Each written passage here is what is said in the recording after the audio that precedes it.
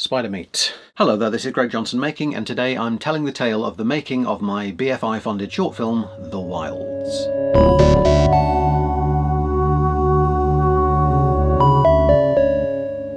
This is a film I've wanted to release for a long time. Now seemed like the time because The Wilds is now in its forever home on my YouTube channel. For a while we had a deal with Omeletto, who were a very big YouTube channel, and we got tens of thousands of lovely views, we got hundreds of lovely comments, but that's a finite hosting gig, so it's now on my channel if you'd like to watch it. I hope you have watched it because this making of is very much for people who have seen the film. So, for this making of video I'm going to start with a quick and efficient as possible recap of the timeline of pre-production. Then we'll see the lovely 10-minute behind the scenes documentary. Then I'll do a little quick outro about how it went down once it was finished. Then I'll finish this making of film with a full commentary for the short. So if you want to know how a BFI short film gets made, this is very much the video for you. I'll watch the making of anything really, you know, the DVD extras as I still think of them, because I just find the process fascinating. I'm in love with the process. And I thought I'd share that with you, and now seemed the time. Pre-production. Is that a song from Grease 2? Pre-production. Anyway, Thursday, February the 6th, 2020, I was out having coffee with my best mate, Chris, and just talking about how I wanted to get back into making not just YouTube comedy sketches, but short films, which you then release into film festivals, watching them with an audience, and it's a very gratifying, fun experience. And he just idly Googled on his phone and said, oh, there's this thing called Film Hub North. The next morning, Friday, February the 7th, I received an email from Roxy McKenna at Film Hub North saying, would I like to pitch any short film or feature development ideas? Now, I don't really believe in these things, but if the universe is ever going to give you a little nudge, yes. Roxy and I met for a coffee. I talked about a H.P. Lovecraft adaptation I wanted to make in black and white, which was going to be Event Horizon meets The Lighthouse. And she said, what's the other one? She rightly advised me, make a short first before you jump to feature development, and I had this idea I'd been developing which became The Wilds. I delivered the first draft of the script on Sunday, March the 15th. The last thing I did in Leeds city centre before the first lockdown was I went to Leeds Library to write my script. And then the world shut. But we continued to develop it anyway. Roxy knew a producer in the northeast, a guy called Adam Bouabda, who had just made a proof of concept for a feature film that featured werewolves. So she knows a producer who knows guys who can do werewolf makeup. You two should have a Zoom, which we did on Thursday, April the 16th, and we're just on the same page about everything, about doing things on a small budget and being a bit of a cowboy and just getting it done yourself for its own sake. So by July 2020 we were reaching out to our amazing, dream, brilliant cast who said yes, and we set some shoot dates in November. We booked a big house to film in, it was going to be freezing, Freya was going to be 8.5 months pregnant, but we were all, no, we're going to do it, we're going to do it. But then by September 2020 we realised that lockdown 2 was coming, so those original November dates got bumped for some time, probably spring 2021. In March 2021, I recontacted all our actors just to check that their enthusiasm was still, you know, simmering away. Between March and July 2021, Adam asked me to act in, and then I ended up writing and directing a whole chapter for a horror anthology movie he was already making. So we made a whole short film in the meantime.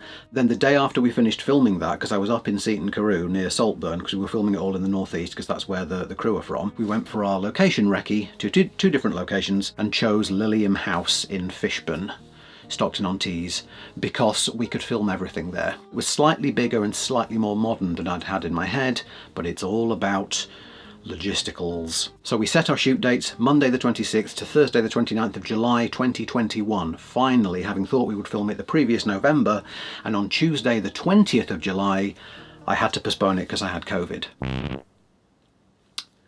I was crushed, with not quite the energy to weep.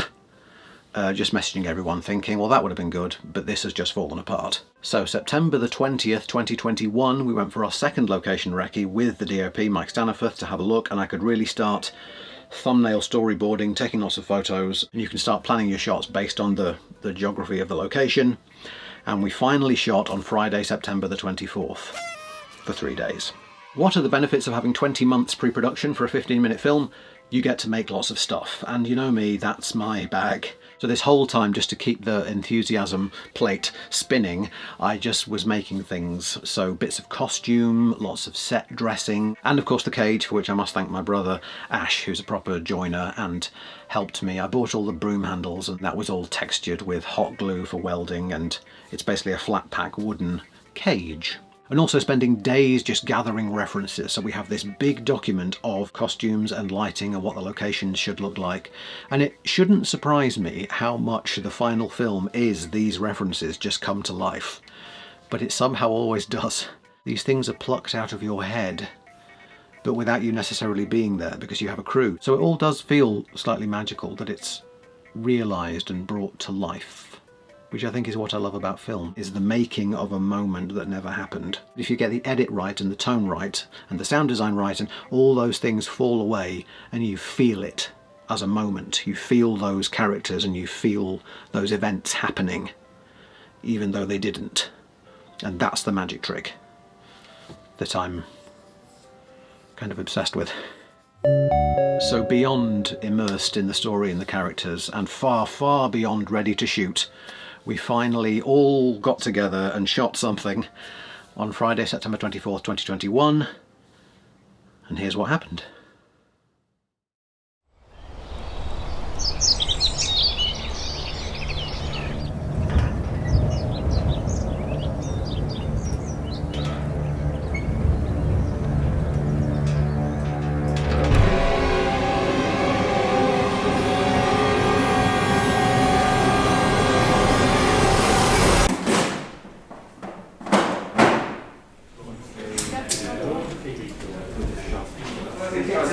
That's there. Yeah. We're Nice and quiet everywhere, please. I suppose where we start from just depends on what angle keeps the wall Nice out. and quiet for rehearsal. Of course, it's love to Catherine. Hang around. You've been generous enough. Nonsense. I'm listening to busy. Off you. One, take one. Thank you, mama set. So, Action. Name the words. lovely, great, thank you. That's good there, thank you very much everyone. Really nice energy. Should we try another one just for the timing of the knock a bit more? Yeah. You're still keeping the Yes. rocker vibe. Sorry. Yeah. I was like, I'm just Yeah. feeling on the show. And I like the monochrome because it really draws your attention to the basically If feel like she doesn't want to go very much. Oh yeah, definitely. Whereas chunky feel a bit cool. No, I'm staying with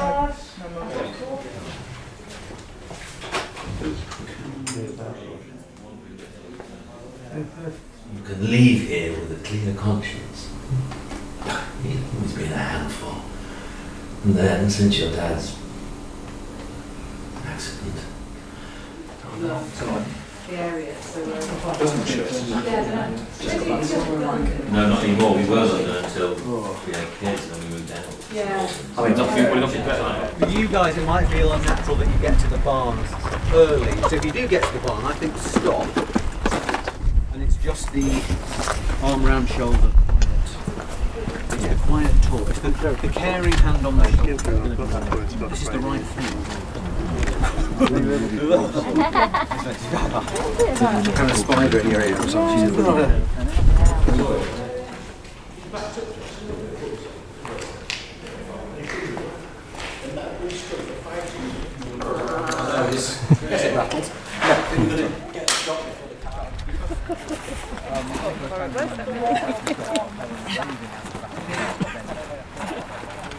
So Helen won't cross over to you guys.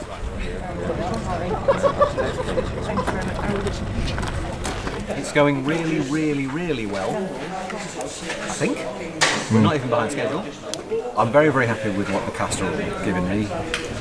And I think the crew are awesome and it looks beautiful and more than I thought.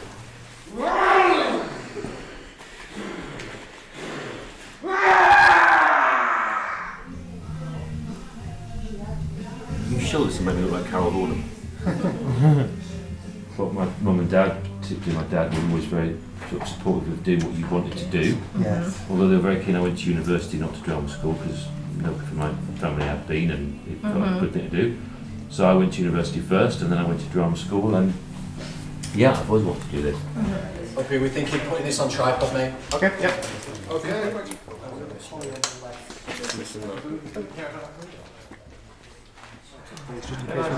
Anna's always right in the cave. Kind of feels like Helen's anyway. Just go stand by on makeup, please, man, just in case we need it. Okay.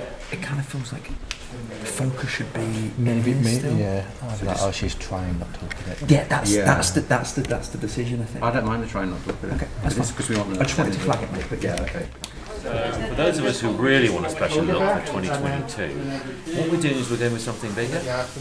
So a lot of this we've taken from fat from our buttocks, and it's injected into your skin, and then your skin builds around it. And this is what Angelina Jolie's going to look like next year, and we're setting up trend. And then there's some dog serum is injected sort of into it. Getting there.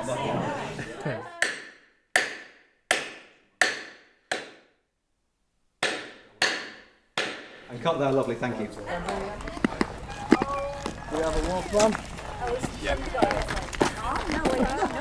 Yeah, I mean... I don't want it down. Oh, I'm going to take it. I don't want it down. Just take from the back. I don't know if you've got the roller or something. Get it over here, and then stream over. The sink could be purely absolute terror. Because I think because this is the build-up of he's going to kill you. And the shot, the reverse of him will be very low, very both hands, and that's when you get saved.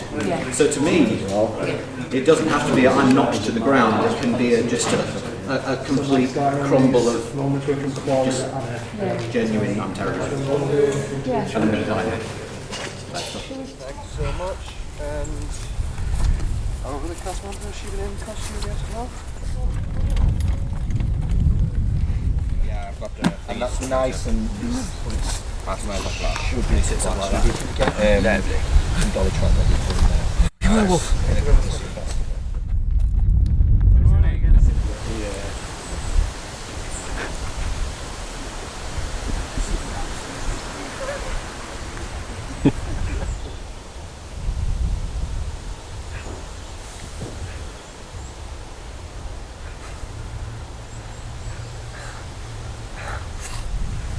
Who did I get?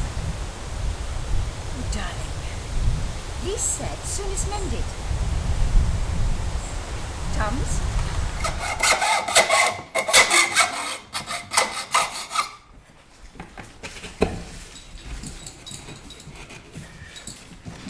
Okay. Yeah. Cool. So I'm trying to symbolise Russ with their cancer spread.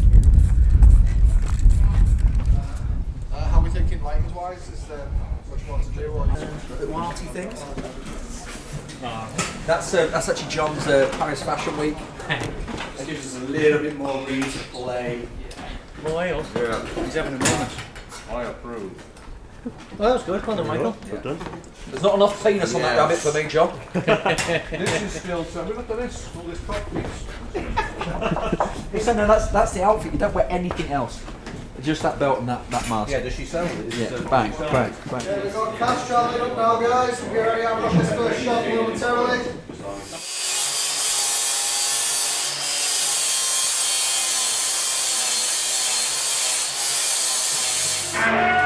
Don't do it, we'll figure something. 4300 Calvin. Remember his little rings on is the cage. Yeah. And there's a look up to that. Okay, lovely, nice and quiet, still everywhere, please. And let's turn over. Turn in nice and quiet, please. Action. Look, you don't have to do this, we can figure something.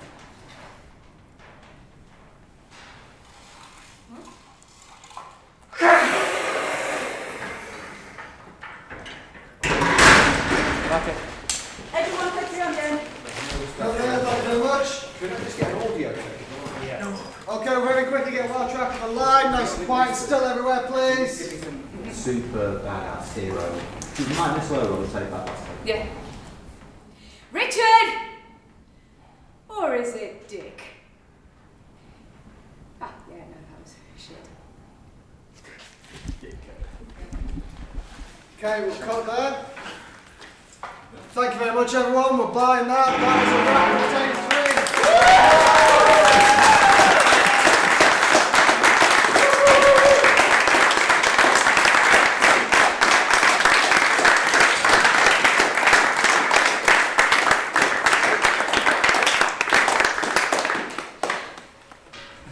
Thanks very much. This feels speechy. Right. So I'm only going to do an hour. But it's going to fly by. It's good.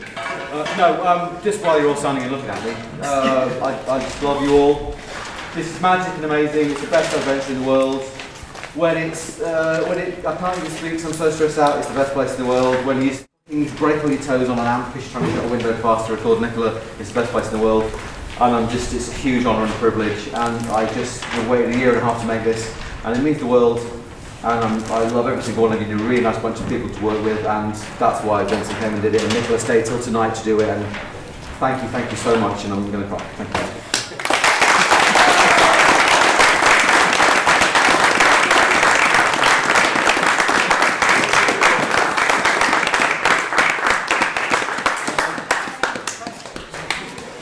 Thank you so much, everyone. Happy days. Thank you so much to George Dixon and Connor Lovett for being our amazing behind the scenes crew and filming all that stuff without me really knowing you were there. Post-production, it's a long story of colour grading and superimposing glowing eyes and music and sound design and doing a 5.1 surround sound mix. There's always a feeling of I can't quite believe it's not done yet. There are just lots and lots of stages to get something finished. And then, like the whole project, entirely thanks to Adam Boabda, we entered tons and tons of film festivals. And as you can see from our poster, or as I call it, the boaster, we got a lot of laurels. Which is sort of the dream, isn't it? I think the healthy attitude to awards is to be cynically amused by how little they matter until you win one. And then they do matter.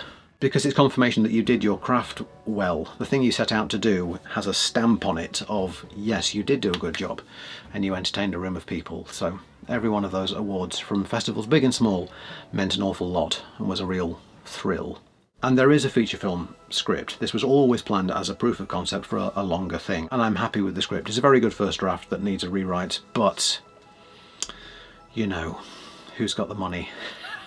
Assuming you're interested in the filmmaking process because you've just watched this video, I think now more than ever, is that just a thing that people in their mid-40s say? I do think that now more than ever, now more than ever before in my lifetime, even if you can raise the money, you might sell that movie to Amazon Prime or Netflix or whoever wants to distribute the film for what it costs to make. Therefore, you have to be someone who can work for 2 or 3 years and not make any money. So you need to be doing it in your spare time, or be someone who is independently wealthy or angel investor, which is like a private funding. I just need an eccentric billionaire who wants to give me money. So I sound like I'm being negative and complaining about the industry. I'm not. But what I'm saying is now, the point is do it because you want to, because it might not lead to anything.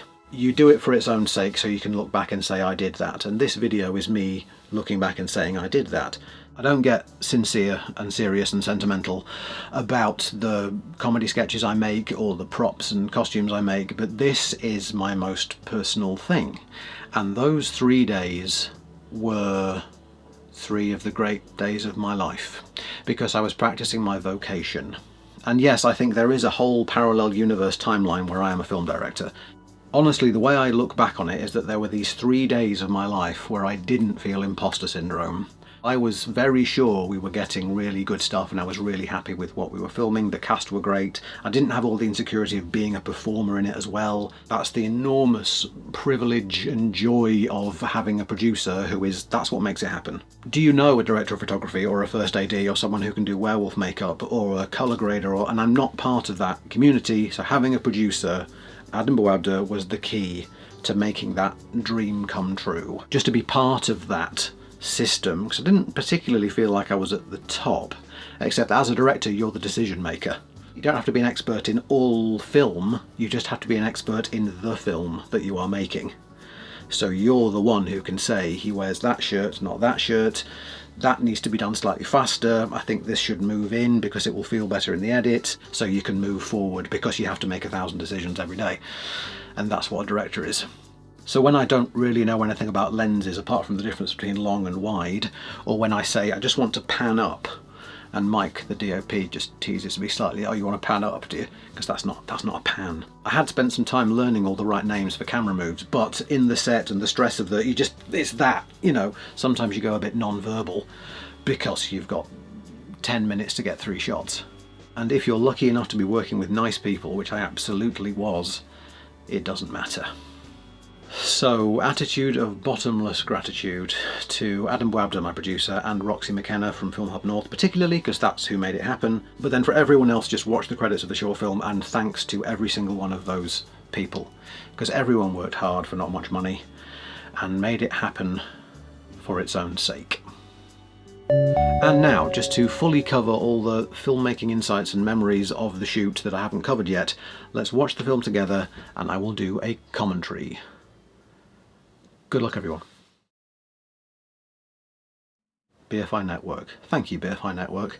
So the first thing we see wasn't shot by me, nor was I there. This was shot by my buddy Chris Lackey. I tried doing the wolf vision with my camera and a tripod and it was unusably wobbly, whereas this was just shot on an iPhone with a phone gimbal because it's nice and smooth. Thank you, Chris. Speaking of being out in the woods, this is first thing on the morning of day 3. At this time, the following day, it was like stair rods of rain, so we were very lucky with the weather.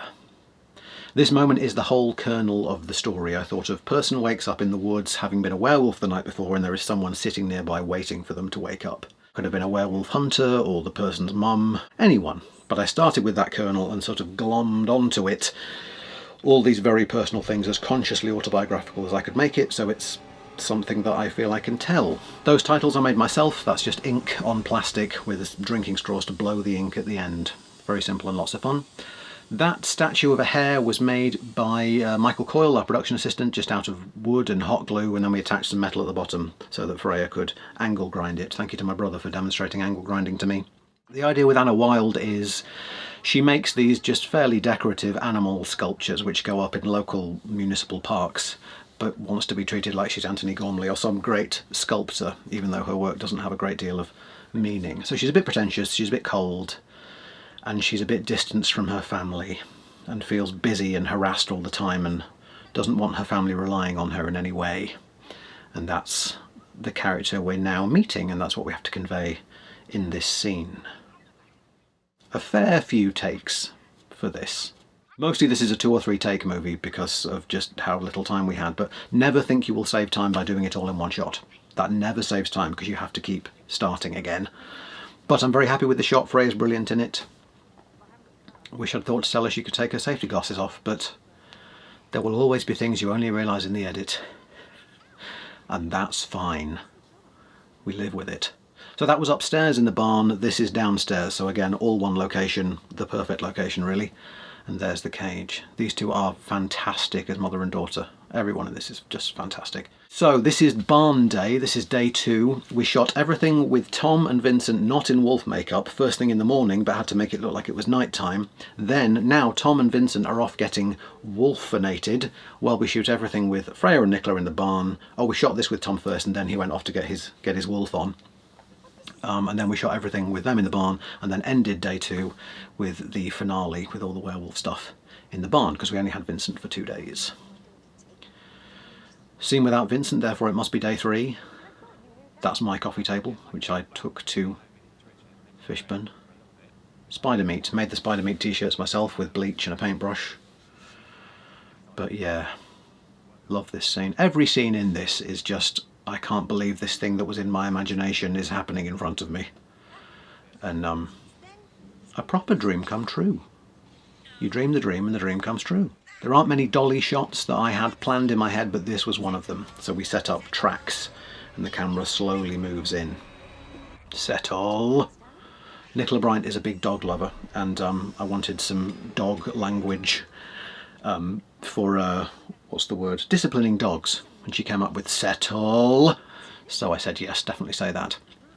So bang bang bang, Anna has now decided to fix the cage. We have a little Edgar Wright.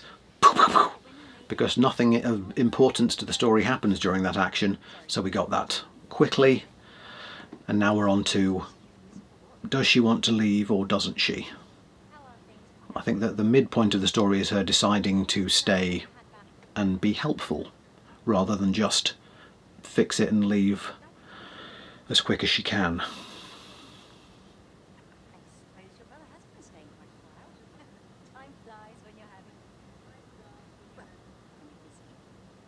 I'm just watching now. What I'm thinking in my head is how great they are as mother and daughter and how these performances are brilliant. And it's beautifully lit, beautifully shot. by Mike Staniforth. Yeah, I'm just really happy with it. So she declines the money and then thinks, I'll just go and check on my brother, see if he's okay before I go. So she's opening up in terms of caring. Graham's room. I was sleeping in this room. So yes, the first night was completely sleepless while I just titivated the room and arranged all this and the posters, and that's my guitar, that's my keyboard, and just lots of set dressing, much of which you don't see. There's a big pile of werewolf books I bought that are on the desk. I'll try and mention the shots we should have got, because you learn a lot about directing when in the edit you think, we should have got a shot of. There aren't many, there are 4 or 5, but just for clarity, it would have been nice to see his werewolf research. And there's a map on the wall with dots of suspicious violent incidents. Also behind him there on the wall there are newspaper articles about sheep going missing. But then on the day you make a choice about lenses and it turns out that that background is soft focus. So it's set dressing you don't see. All those posters behind Tom, we put out a call on social media to ask for band posters, because there are actually 2 huge windows in this room. So again, just mining the autobiography, those posters, those little late 90s photocopied posters, the bands on there. Enamel Camel was my brother's band, La Sangras was me and my brother's band. They're local pubs where we used to play, and just thinking if it comes from my real life, it must feel true. These two know each other very well from having done loads of sketches together on MASH Report, and they're just very tender together, and I love this scene.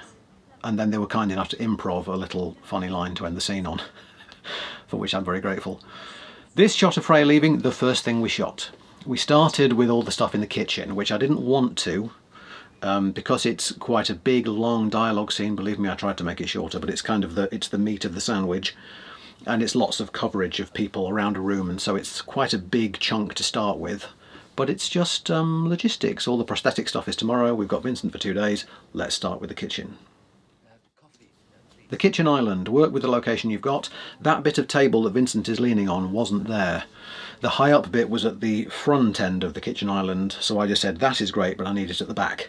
So John Noble and Michael Coyle, our production department, every department was at most 2 people, put that in so that Freya and Vincent could lean on it. Here's Vincent just being Vincent and proving why I wrote this part for him so brilliantly well. Yeah, he's great. As of course they all are.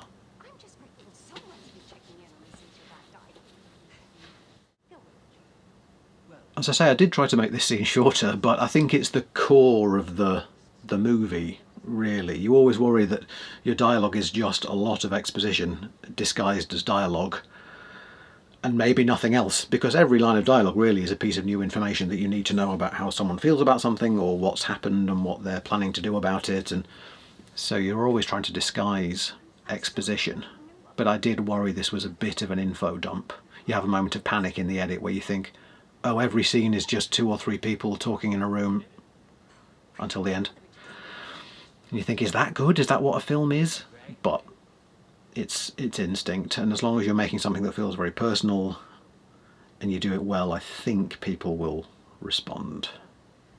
But yeah, getting coverage for a scene like this and knowing you've got all the angles you need for, do we know where Tom is coming from when he enters the room? But without the camera crossing the line, because you can't cross over 180 degree, you have to have a straight line. And so when you're a bit of a newbie director, this surprisingly is sort of the most intimidating, or maybe it was the most intimidating scene because it was the one we did first.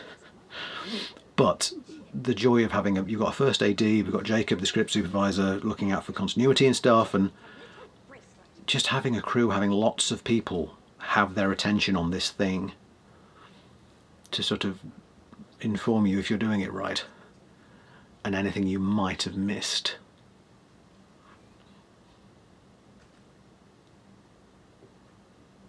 Hate that tap. Most prominent tap in film history. At least it's in soft focus, so that's fine. And I should say, in praise of Freya and Vincent's performances, I don't think anyone is actually looking at the tap in this scene apart from B.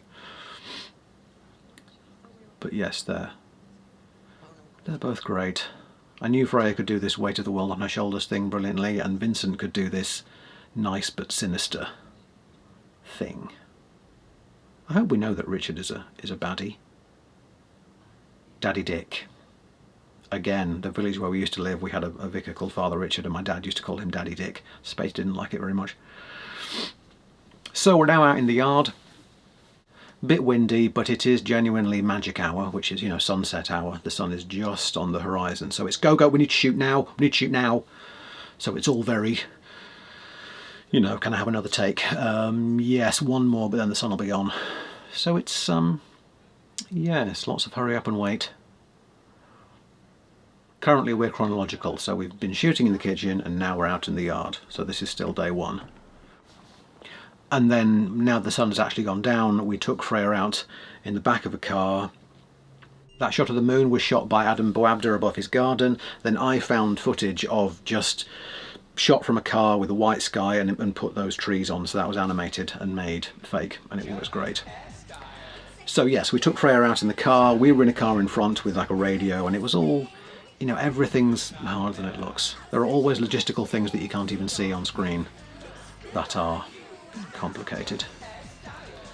So here we're cutting between Freya last thing on day one and Vincent and Tom first thing on day two, where we made the barn look like it was night time. This is why you have to know your film, because it won't be done in order. This is Vincent stepped back from the door, miming shutting the door, because if we open the door a load of daylight will flood in because it's the morning. Then I put on a sound effect. All those beautiful lights at the back that Mike put in, just soft focus. Just love how this barn looks. Not that it took a lot of set dressing, they had to move an old tractor, but it just looks so perfect. This shot of Freya coming in the door, the last thing we shot. Poor old Freya, lots of her close-ups got bumped till the third day, because mostly it was about Vincent is here, or he's got the makeup on, so we have to shoot everything with people wearing prosthetic makeup now, so we can't get your close-ups. Same here, any shot of Tom where he's in the cage but Nicola is just out of frame, Nicola isn't there because she's off getting her neck prosthetic attached. So it's very much, right, we haven't got Vincent yet, we haven't got Nicola yet, what can we shoot? So I just sort of dashed across the yard, I sat on a picnic table and I wrote the scene cut for cut, like I wrote this edit so that we could just shoot this edit. No, this is the last thing we shot. This is what I call the Ripley shot. This is Anna's hero shot. And there are shots that I could have done with getting for coverage. Various hands grabbing, maybe feet turning, maybe a closer shot of a person falling onto a knife. It's just coverage. These glowing eyes, we knew we were going to do them in post. Having custom makeup or teeth or eyes made was really hard because of lockdown precautions. So it was all off the peg stuff, which was very hard to fit. And then with the eyes, I decided, let's do it in post. So we found a VFX guy called Stuart Whitlock, who was our saviour, who spent days and days motion tracking all these glowing eyes. This all goes together pretty well. Just there was a jump between two different days. So any shot where you're seeing Freya react, but Vincent isn't in the frame, is the next day. Here, for example, and Freya is reacting to me looming over her. Because it was another shot where, as a director, you can't quite believe it's like, what, we're not shooting the shots of Freya now. She's on the floor, covered in dust, with a scratch on her face, and we're not shooting her close-ups. And your first AD and your entire crew have to tell you no, because we have to shoot everything with Vincent because he's leaving. Yeah, you have to know where you are in the story. And then these were all shot on the Sunday, these being Freya's close-ups. Yeah, thrilled with how these eyes look. There's no way of getting these eyes good other than just caring and spending ages. Stuart would send me over these video files that were just eyes moving around, and I just superimposed them, and it's beautifully done. Another dolly shot, I knew I wanted this to pull back at the end. We had apparently a very cheap rickety dolly, and there was supposedly a bump in the middle, so I was told this shot was unusable. And then in the edit, you find it's quite usable. But that is why, you know, budget makes things go quicker. If it's something's rickety or not quite as steady as it could be, you have to do it again. So that's how money saves you time. Originally, I always had it planned that the end music would be My Patch by Vince Noir, but then there were some issues getting the rights to it for release on YouTube. So this is a track that me and my brother recorded years ago called Wolfman. Why did it take me so long to think of using that? Yeah. Thank you for watching that with me. I always enjoy watching it. Now back to me in the studio.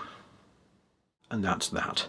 It would be deeply remiss of me not to mention here that the wonderful Vincent Franklin is currently doing a UK nationwide tour of his one-man Christmas Carol. We're going to go and see it in Bingley. Cannot wait. He's brilliant. Always. So you should go. If you enjoy these making episodes and you are in a position to help me continue doing what I do, please consider supporting me on Patreon or buying something from my Etsy shop. As always, thank you so much for watching. Lots of love from me. The secret code word to use in a comment below if you've watched this far is Luna. And here, to finish the video, is a little bonus behind the scenes nugget that I didn't know was being filmed, but it is apparently how I direct. Enjoy.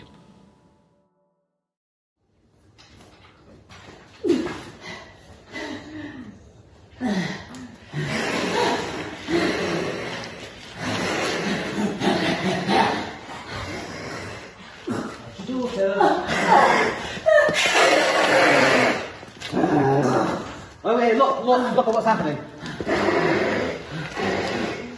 Slightly clearer eyes. This way. He chases her across this way. So we know it's hard to let Graham. Think about Graham. Graham being the solution. Lean round the back of the cage. Look in the side of the cage after. Okay, so we're going to go for the key. Go for the key. Hand shaking. Yeah. She's going to let you out. She's letting you out. As soon as the bolt's off, you get out. You just feel as hard as you can.